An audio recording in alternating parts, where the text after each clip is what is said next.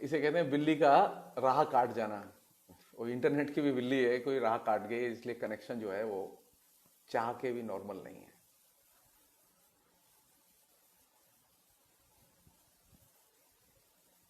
सवाल यह है कि संविधान तो है, चुनी हुई सरकार भी है, ऐसी जनता भी है जो रेगुलर वोट देती है,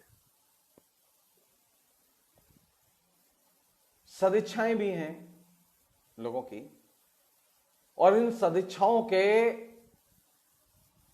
साथ में और भी बहुत कुछ है, लेकिन इसके बावजूद लोकतंत्र आके नहीं दे रहा है।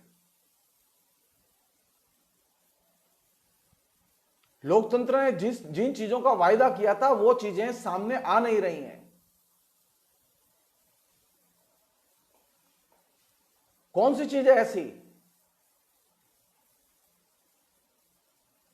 जो कि इस लोकतंत्र के रहते हुए, जनता के रहते हुए, पोलिंग के रहते हुए, इलेक्टेड गवर्नमेंट के रहते हुए बार बार लोकतंत्र को वो एक तरह से अंधकार तंत्र में तब्दील कर देती है। हम वोट देते समय जितने खुश होते हैं, वोट देने के बाद में उतने ही एकदम अपोजिट में दुखी होते हैं। क्यों? कभी हमने सोचा कि मानवाधिकारों के जरिए मुक्ति क्यों नहीं मिल पा रही है? मानवाधिकार मिल गए हैं लेकिन मुक्ति नहीं मिली। संविधान मिल गया है लेकिन मुक्ति नहीं मिली। लोकतंत्र है, लोकतांत्रिक जनता है, लेकिन मुक्ति का कहीं दूर दूर तक पता नहीं है। यह वायदा किया गया था कि हम लोकतंत्र जनता को लिबरेट करेगा।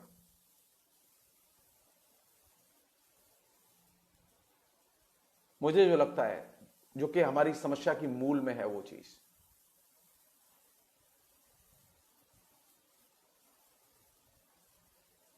लोकतंत्र और मानवाधिकार तब तक सार्थक नहीं होते और रियल सेंस में डेमोक्रेसी डेवलप नहीं होती जब तक के लोकतंत्र में धर्म की आलोचना न की जाए। धर्म की आलोचना किए बिना आप डेमोक्रेसी का विकास नहीं कर सकते।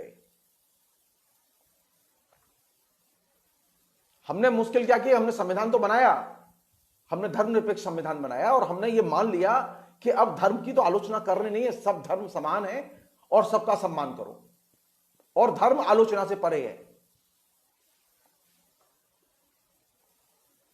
जानते हैं इटली में नवजागरण कब हुआ और क्यों हुआ?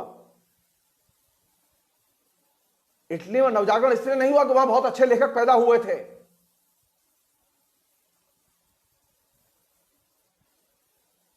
अच्छे लेखक तो हमारे यहां भी थे, उसी दौर में थे हमारे यहां। इटली में नवजागरण की शुरुआत तब हुई जबकि दांते ने, जो इटली के नवजागरण का महान पोएट था, दांते ने धर्म की तीखी आलोचना लिखी। और हमारे एकदम उलट हुआ। दांते के जमाने में, यानी 14वीं 15वीं शताब्दी में हमारे यहां कौन लोग थे? भक्ति आंदोलन के कवि थे जिनके लिए भगवान प्रमुख था।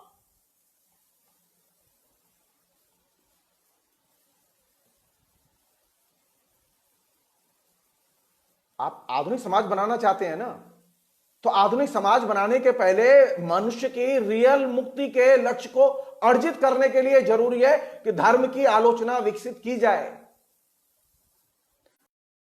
धर्म की निंदा नहीं है, धर्म को समाज से खदेड़ना नहीं है।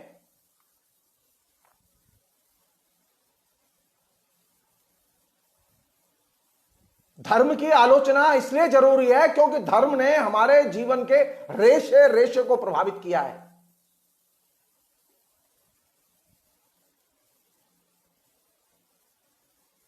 हमारी आदतें, हमारे संस्कार, हमारे जीवन मूल्य, हमारी राजनीति, हमारा दर्शन, हमारी संस्कृति, सारी चीजों को धर्म ने प्रभावित किया है। तो आप संविधान तो ले आए, लेकिन संविधान के साथ में जो चीज जरूरी थी वो थी धर्म की आलोचना। धर्म को आपने आलोचना से परे ले गए। एक और वाकया बता रहा हूं मैं आपको। राजा राम मोहन राय इस चीज को जानते थे कि नवजागरण हिंदुस्तान में अगर लाना है तो धर्म की आलोचना बेहद जरूरी है। बिना धर्म की आलोचना किए आप नवजागरण पैदा नहीं कर सकते। राजा राममोहन राय ने इनिशियली तीनों धर्मों की, इस्लाम की, हिंदू धर्म की और क्रिश्चियनिटी की, तीनों धर्मों की आलोचना में पुस्तकें लिखी। लेकिन हुआ जब उनको प्रेशर पड़ा, और खासतौर पर ईसाइयों ने प्रेशर लगाया उनके ऊपर, तो राजा राममोहन राय ने धर्म की आलोचना बंद कर दी। अगर राजा राममोहन राय धर्म की आलोचना बंद न करते और वह जारी रखते तो हिंदुस्तान की शक्ल एकदम अलग होती। आप याद कीजिए जब इस समय यूरोप में इंडस्ट्रियल रेवोल्यूशन हुआ, तो इंडस्ट्रियल रेवोल्यूशन के साथ साथ सारे यूरोप में अंग्रेजी लिटरेचर में रोमांटिक कवियों की पूरी बाढ़ आई हुई थी, और कोई रोमांटिक कवि नहीं जिसने कि ईश्वर की आलोचना में कविताएं न लिखी हों।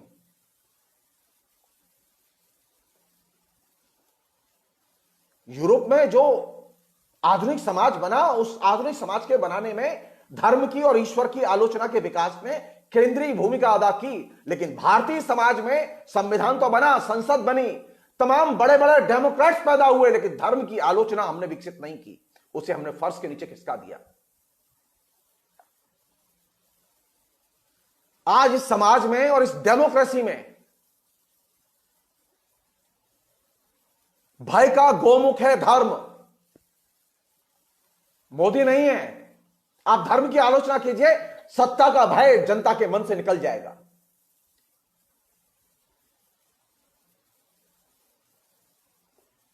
सत्ता का भय इसलिए है क्योंकि धर्म का भय है नीचे।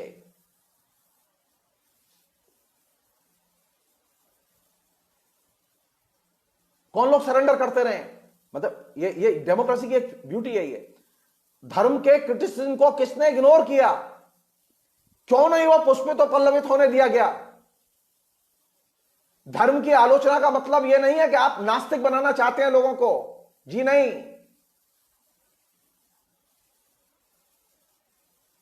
धर्म को भी वैज्ञानिक दृष्टिकोण से देखने की हमें आदत विकसित करनी होगी, जो कि हमने नहीं की। जाहिर है कि उसके कॉस्ट दो, हर स्तर पर कॉस्ट दो। तुम कोई भी कानून लागू करो, लेकिन धर्म उसे नहीं मानता, धार्मिक जनता उसे नहीं मानती, वो तोड़ती है, बार बार तोड़ती है। आपने कभी सोचा इस बात को कि धर्म की आलोचना क्यों नहीं करते ये लोग? ये धर्म से डरते हैं।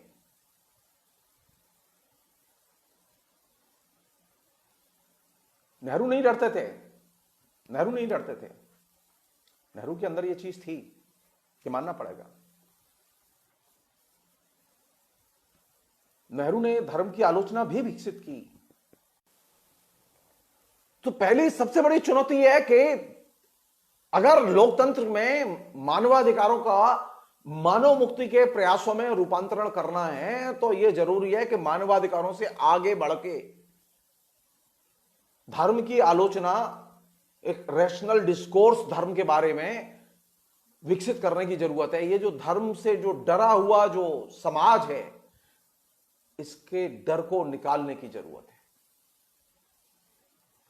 ये जो बार बार में रह रहे के डर आता है, मैं क्यों नहीं डरता? मुझे डर नहीं लगता, मुझे एकदम कभी किसी से डर नहीं लगता। इसलिए नहीं डर लगता कि मैंने धर्म को पढ़ा है और क्रिटिकली पढ़ा है। धर्म की आलोचना का मतलब यह है कि धर्म के बारे में आलोचनात्मक विवेक पैदा करना। आप नास्तिक रहें या आस्तिक रहें, यह इनमेटेरियल है, लेकिन धर्म के बारे में आलोचनात्मक विवेक होना चाहिए। आप यह कह सकें कि यह धर्म में गलत है और यह सही है।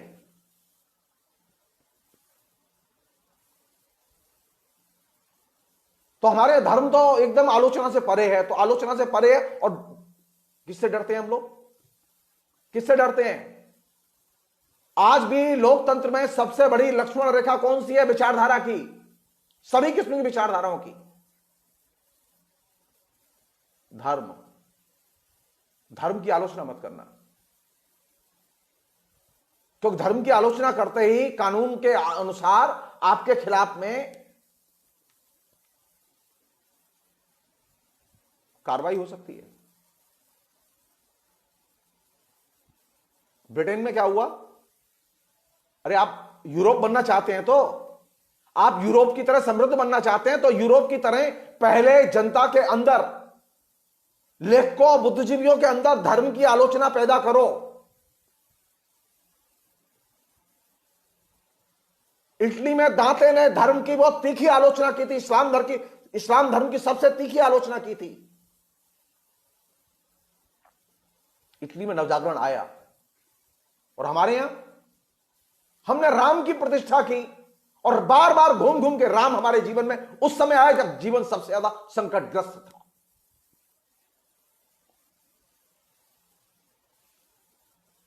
लोकतंत्र के लिए कौन सी चीज जरूरी है? लोकतंत्र के लिए सिर्फ एक चीज जरूरी है, मनुष्य, और सिर्फ मनुष्य। लेकिन इन लोगों ने लोकतंत्र के लिए धर्म को एक अनिवार्य तत्व बना दिया।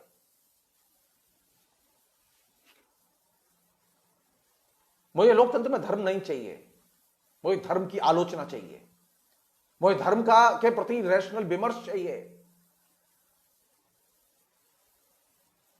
लोकतंत्र में सबकी आलोचना हो सकती है, पीएम की हो सकती है, सीएम की हो सकती है, हर व्यक्ति की हो सकती है, लेकिन धर्म की आलोचना नहीं हो सकती।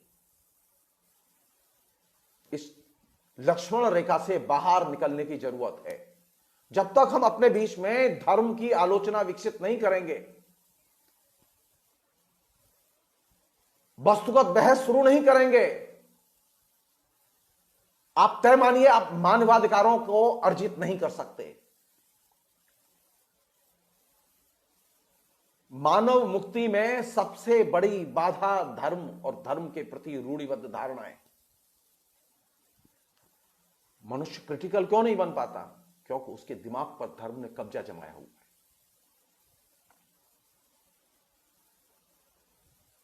क्योंकि हमने सवाल करने बंद कर दिए हैं। हजारिसा द्विवेदी ने एक बात कही थी कि हमें इस बात पर विचार करना चाहिए कि भारत में पिछले 2000 साल में कोई सामाजिक क्रांति क्यों नहीं हुई। यूरोप में कितनी क्रांतियां हो गई, लेकिन भारत में कोई क्रांति ही नहीं हुई।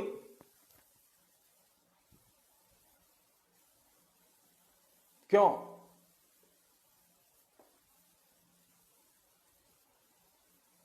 हमारे यहां क्रांतियां इसलिए नहीं हुई क्योंकि हम तीन चीजें मानते थे, अभी भी मानते हैं, आधुनिक काल आ गया तब भी मानते हैं।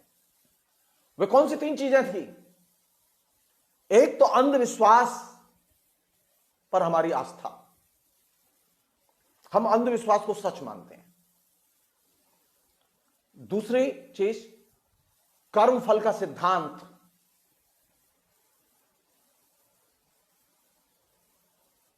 वो कर्म किए जा मत, फल की आकांक्षा मत करो, कर्म करो फल की आकांक्षा मत करो, वो श्रीमद् भगवत गीता का जो उपदेश है।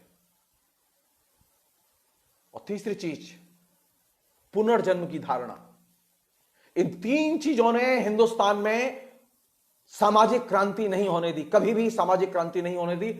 इस आधुनिक युग में भी सामाजिक क्रांति की ये तीन चीजें सबसे बड़ी बाधाएं हैं।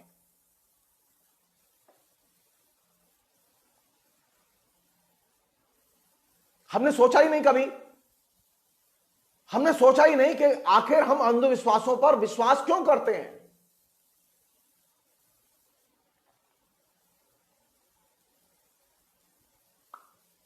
हमने इस बात पर ही सोचा नहीं कि हमने कभी भी पुनर्जन्म की धारणा से अपना पिंड क्यों नहीं छुड़ाया। आज भी हम ये कहते हैं कि पुनर्जन्म के पुण्यों का फल है कि इस जन्म में मैं प्रोफेसर बना। मेरे इस जन्म के पुण्य का कोई फल नहीं है, मेरे पढ़ाई लिखाई, मेरे शिक्षक, मेरे दोस्त, इनका कोई महत्व नहीं है। पुनर्जन्म,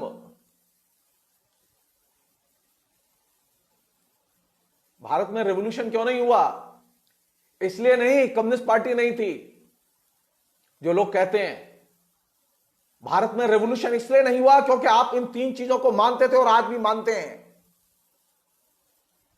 अंधविश्वास में आपकी आस्था, पुनर्जन्म में आपका विश्वास, और कर्म फल का सिद्धांत, ये तीन चीजें हैं जिनकी वजह से हिंदुस्तान में कभी रिवॉल्यूशन नहीं हुआ, और जब तक ये तीनों चीजें रहेंगी हिंदुस्तान में कभी रिवॉल्यूशन नहीं होगा।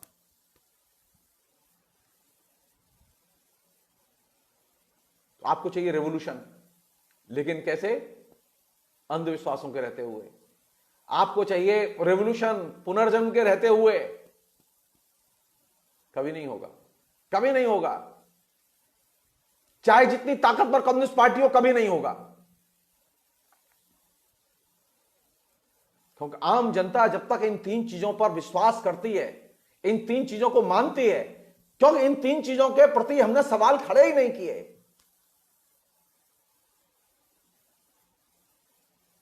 और जब आप सवाल ही नहीं खड़े करेंगे तो समाज बदलेगा कैसे?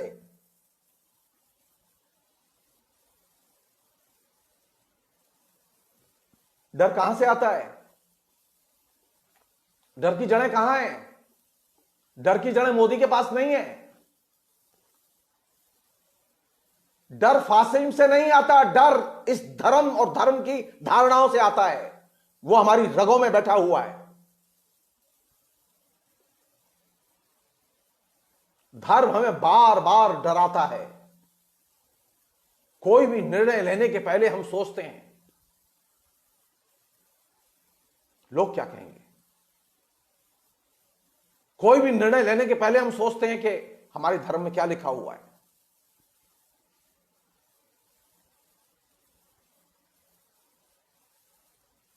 आप धर्म की आलोचना विकसित कीजिए, और खासतौर पर इन तीन विषयों की आलोचना विकसित कीजिए: अंधविश्वास, पुनर्जन्म की धारणा और कर्मफल का सिद्धांत। आप तय मानिए समाज में परिवर्तन होगा। एक जमाना था कि जब लोग राजा को नहीं मानते थे और बहुत सारी चीजों को नहीं मानते थे, तो उस समय राजा के कॉन्सेप्ट को, राजा की धारणा को, राजा की सत्ता को स्वीकृति दिलाने के लिए और भी दूसरी चीजों को संयोजित और नियमित करने के लिए अंधविश्वास पैदा करने पड़े। क्योंकि बिना अंधविश्वास पैदा किए सिस्टम जैसी कोई चीज को मानने के लिए लोग तैयार नहीं थे। लोग पहले सिस्टम नहीं था, व्यवस्था नहीं थी। ये ग्रीक और यूनान में भी ये हुआ, एक जमाने में भारत में भी ये हुआ। और ग्रीक और यूनान में और भारत में एक फर्क था। ग्रीक और यूनान में जिन्होंने अंधविश्वास की शुरुआत की, वे लोग जानते थे कि अंधविश्वास एकदम निराधार और बोगस चीज है। तो जिन्होंने अंधविश्वास सृजित किए, वे अंधविश्वासों पर आस्था नहीं रखते थे। लेकिन भारत में ट्रेजेडी यह घटी कि जिन्होंने अंधविश्वास पैदा किए, वे अंधविश्वासों पर विश्वास करने लगे। तो हमारे यहां अंधविश्वास चलते रहे, उन पर कभी सवाल नहीं खड़े हुए। लेकिन ग्रीक और यूनान में 6वीं शताब्दी के बाद से अंधविश्वासों पर प्रश्न उठने शुरू हुए, और उन लोगों ने प्रश्न उठाए जिन्होंने अंधविश्वास बनाए थे।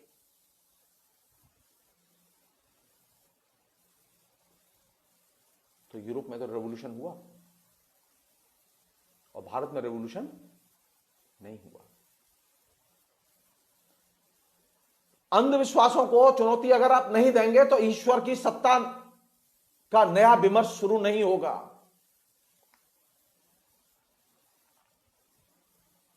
ईश्वर की सत्ता का विमर्श शुरू करना है ना, क्या दिक्कत है इसमें? इसका तो वोट से कोई संबंध नहीं है। आप वोट बीजेपी को दीजिए, कांग्रेस को दीजिए, कोई दिक्कत नहीं है। लेकिन सवाल यह है कि क्या हम अंधविश्वासों पर बहस करना चाहते हैं कि नहीं चाहते? आप जान लीजिए, आधुनिक काल में 3 वैज्ञानिक मारे गए। 3 वैज्ञानिक मारे गए, और ये वे वैज्ञानिक हैं जिन्होंने अंधविश्वासों के खिलाफ कैंपेन किया और प्रचार किया। पूरे ह्यूमन सिविलाइजेशन में, भारत के में पिछले 2000 साल में कभी किसी वैज्ञानिक को अंधविश्वासों के खिलाफ प्रचार करने की वजह से मौत के घाट नहीं उतारा गया, लेकिन लोकतंत्र में उतारा गया।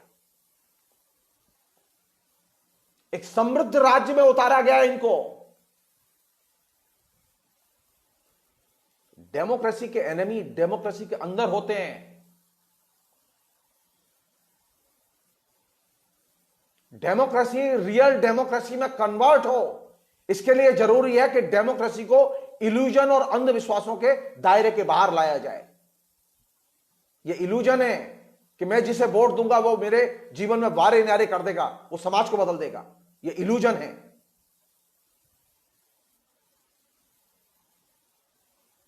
इस इल्यूजन से आप कैसे निकलेंगे? आपने कभी सोचा कि आपके यहां कभी साइंटिस्ट क्यों नहीं मरे? मध्यकाल में भी कभी किसी वैज्ञानिक की हत्या नहीं की गई भारत में, लेकिन आधुनिक काल में की गई। आधुनिक काल में की गई। जब डेमोक्रेसी फल फूल रही थी तो 3 वैज्ञानिक मारे गए जो अंधविश्वास के खिलाफ लगातार प्रचार कर रहे थे और लिख रहे थे।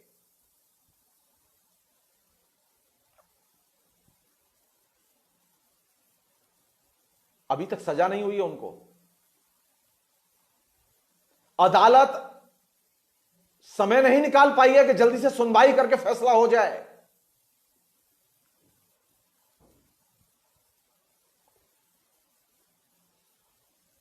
ये डेमोक्रेसी है। मुझे धर्म की नहीं, आधुनिक काल में मुझे धर्म विज्ञान की जरूरत है, रिलीजियस साइंस की जरूरत है, क्योंकि वही चीज जो है धर्म के प्रति एक मॉडर्न दृष्टिकोण पैदा करने में मेरी मदद कर सकती है।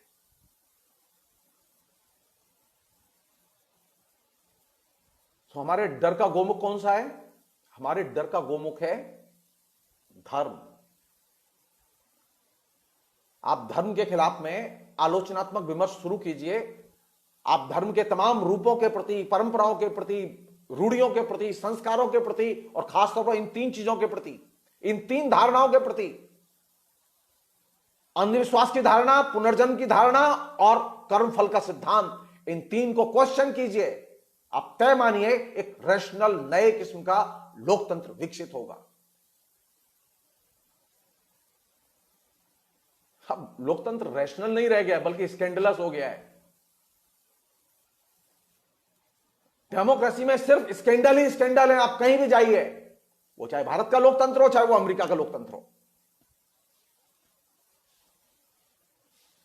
क्योंकि लोकतंत्र ने धर्म के प्रति सवाल खड़े करने बंद कर दिए हैं। सारे दुनिया के पॉलिटिकल साइंटिस्ट, सोशल साइंटिस्ट, सारे दुनिया के लोग इसे बार बार कह रहे हैं। और धर्म के प्रति ये बात मेरी नहीं है, जो मैं आपसे कह रहा हूं मेरी नहीं है। कार्ल मार्क्स ने बहुत पहले धर्म की आलोचना विकसित करते समय यह बात लिखी थी। बनाने के लिए बेहद जरूरी है कि धर्म की आलोचना विकसित की जाए। कार्ल मार्क्स ने मानवाधिकारों की उत्पत्ति का तो स्वागत किया था। लोकतंत्र में, संविधान में ये जो मानवाधिकार आए, इनका स्वागत किया था। लेकिन यह बात कही थी कि इससे मनुष्य की मुक्ति संभव नहीं है। कार्ल मार्क्स हिस्टोरिकल एक्सपीरियंस में सही साबित हुए। कार्ल मार्क्स कानून जानते थे। कार्ल मार्क्स बहुत अच्छे कानून वेत्ता थे। ऐसा नहीं कि उन्हें कानून की समझ नहीं थी। उन्होंने कहा कि अगर लिबरेशन, ह्यूमन राइट्स मिलने से ही लिबरेशन होता तो बात और थी, लेकिन ह्यूमन राइट्स मिलने से लिबरेशन नहीं होगा, मनुष्य मुक्त नहीं होगा। मनुष्य की मुक्ति के लिए जरूरी है कि धर्म के प्रति प्रश्न खड़े किए जाएं, धर्म की आलोचना विकसित की जाए। हमने धर्म की आलोचना विकसित ही नहीं की, शुरू ही नहीं की। हमारे यहां डेमोक्रेसी आ गई और डेमोक्रेसी में एकदम विराम, सीधे दरवाजे बंद। आप सब कुछ कर सकते हैं लेकिन धर्म की आलोचना नहीं कर सकते।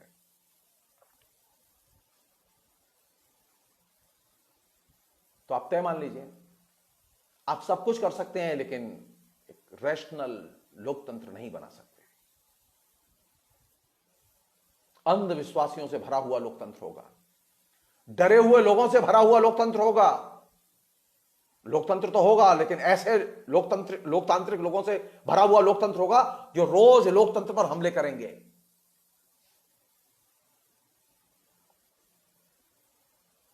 बहुत पहले ये बल परिकल्पना किसकी थी?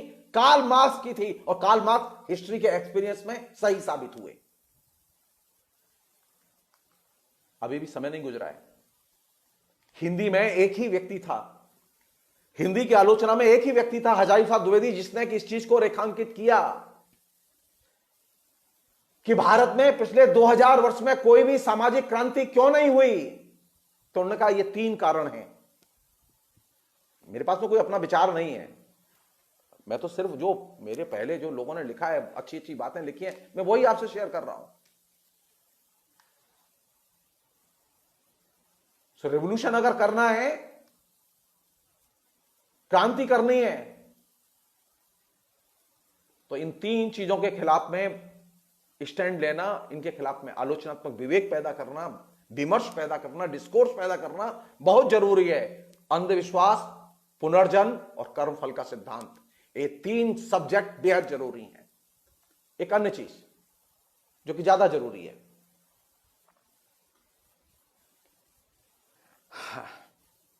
हमारे सामने अभी डेमोक्रेसी के ऊपर 3 तरफ से समस्याएं और खतरे हैं।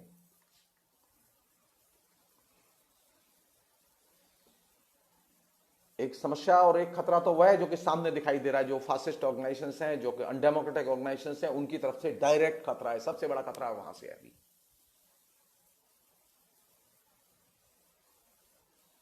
अगर मैं थोड़ा सा पीछे जाऊं तो हिंदुस्तान में अभी अगर आप ध्यान से देखें तो हिंदुस्तान में ताकतवर कौन लोग हैं, पॉलिटिकली पावरफुल कौन लोग हैं, आप गैस करके देखिए। चिदंबरम जब गृह मंत्री थे तो उन्होंने बाकायदा पार्लियामेंट में उनका लिखित स्टेटमेंट है कि हिंदुस्तान के 136 जिले ऐसे हैं जो माओवाद से प्रभावित हैं और जहां उनका सिक्का चलता है।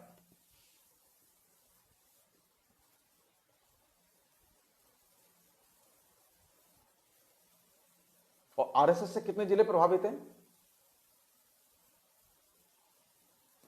आरएसएस से भी बहुत जिले प्रभावित हैं। जैसे अभी कोरोना से जिले प्रभावित हैं ना, आरएसएस से भी जिले प्रभावित हैं। अगर माओवादियों से 150 जिले या 130 जिले प्रभावित हैं तो कम से कम 300 जिले आरएसएस से भी प्रभावित हैं, ज्यादा ही होंगे उससे। तो डेमोक्रेसी कैसी बन रही है? एकदम वायलेंट। आरएसएस के लोग भी कोई रामनामी नहीं पहने रहते और माओवादी भी कोई रामनामी पहने नहीं रहते। हम लोग कहां रहेंगे? हम लोग न इधर की हिंसा कर सकते हैं, न उधर की हिंसा कर सकते हैं। हम लोगों के पास में सिर्फ मोबाइल फोन है, सिर्फ बातचीत है, कुछ आर्गुमेंट्स हैं। तंत्र की रक्षा आप कैसे करेंगे? लोगों को डरा के करेंगे या लोगों के बीच में से डर को निकाल के करेंगे? उसका एक आयाम तो वह है कि आप धर्म की आलोचना विकसित कीजिए, डर निकलता चला जाएगा, लोग निडर होते चले जाएंगे। दूसरा उसका आयाम यह है कि आप लोगों के बीच में रियल सेंस में डेमोक्रेटिक फीलिंग पैदा करने के लिए जरूरी है कि पार्टिसिपेशन पर या शिरकत पर जोर दें। जनता की शिरकत पर हम जोर दें। हमारे यहां अभी जो डेमोक्रेसी है वो जनता की शिरकत पर जोर नहीं देती।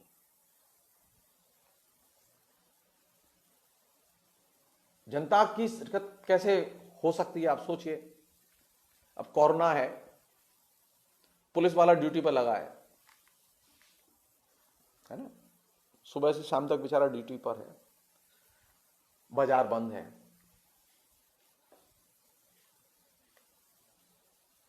वो सरकारी नौकर है, उस सरकार के आदेश का पालन कर रहा है। आप ये बताइए कि वो नाश्ता ब्रेकफास्ट या करेगा, रोड पर ड्यूटी दे रहा है, कहां करेगा? सरकार खाना नहीं दे रही है। इतने दिन हो गए मुझे देखते हुए कि पुलिस वालों को लंच के पैकेट पुलिस लाइन से सप्लाई नहीं आए। क्यों नहीं आए? डीएम की यह जिम्मेदारी नहीं बनती कि जो कांस्टेबल नीचे ड्यूटी पर लगा हुआ है उसके लिए खाना पहुंचाया जाए पैकेट? क्या उसे दिन भर में चाय भी पीने की जरूरत नहीं होती? कहां पिएगा चाय जब लॉकडाउन होगा, कोई चीज खुली नहीं होगी, सब चीज बंद होगी? क्या करेगा वो पुलिस वाला नीचे ड्यूटी दे रहा है? सैल्यूट कर रहे हैं ना हम लोग, सैल्यूट, सैल्यूट से पेट भरेगा उसका।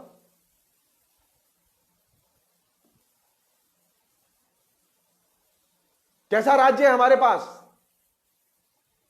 जो अपने ही कारिंदे की देखभाल नहीं कर सकता? जनता की देखभाल तो दूर की बात है। मेरे मथुरा में जहां मैं रहता हूं, जो कि मेरे पास, जैसा मैंने आपसे कहा कि मेरे यार दोस्त हैं जो मुझे मतलब बताते हैं, मैंने पूछा तो उन्होंने कहा कि पुलिस के पास में कोई खाने पीने का सामान नहीं है, पुलिस के लोग ड्यूटी तो दे रहे हैं लेकिन खाने पीने का सामान नहीं है। तो मैंने खाते कैसे हैं?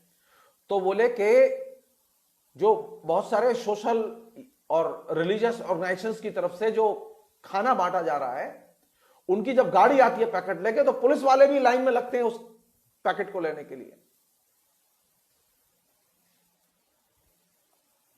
तो कैसा देश बनाया हमने? कैसा देश बनाया हमने? जनता के लिए खाना देश नहीं दे रहा है, दूसरे जो संगठन है वो दे रहे हैं, जिनका राज्य से कोई संबंध नहीं है। राज्य अपने भी नुमाइंदे को खाना नहीं दे रहा है।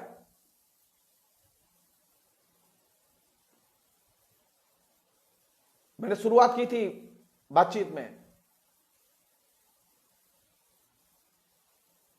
कि गाय को जितनी घास खिलाओगे, गाय उतना ही दूध देगी। तुम अगर गाय को घास ही नहीं खिलाओगे तो दूध कहां से देगी?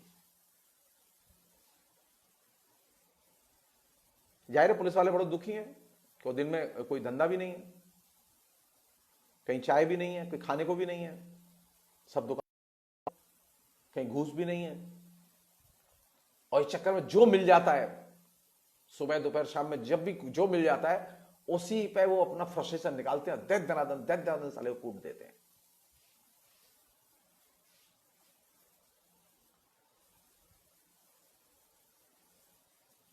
डेमोक्रेसी में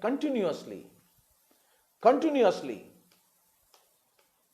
एक ऐसा डिस्कोर्स पैदा हुआ है जिस डिस्कोर्स का डेमोक्रेसी के चरित्र से बहुत गहरा संबंध है। वो डिस्कोर्स क्या है? डिस्कोर्स हम नहीं तय कर रहे, नहीं, डिस्कोर्स वे तय कर रहे हैं जो सरकार चलाते हैं। वे तय कर रहे हैं कि हम किन विषयों पर बात करें।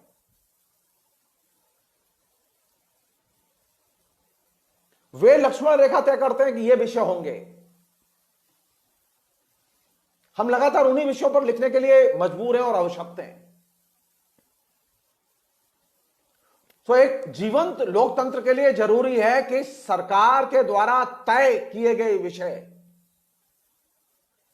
शासक वर्गों के द्वारा तय किए गए विषयों के बाहर विमर्श को ले जाया जाए।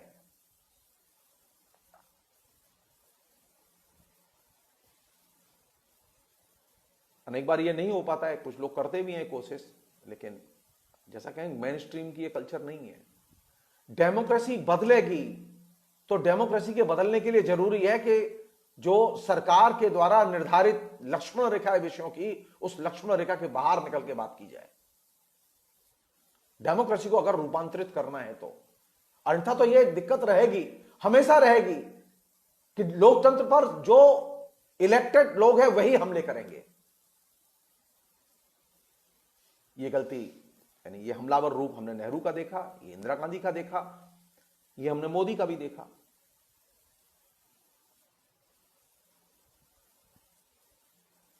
लोकतांत्रिक समाज लोकतांत्रिक बने और लोकतांत्रिक समाज का जो नागरिक है वह लोकतांत्रिक बने, वह अलोकतांत्रिक न बने। इसके लिए दो चीजें जरूरी हैं, एक तो यह कि वह, और दूसरी चीज व्यक्ति की पहचान को या पर्सन की पहचान को प्रमुखता दी जाए।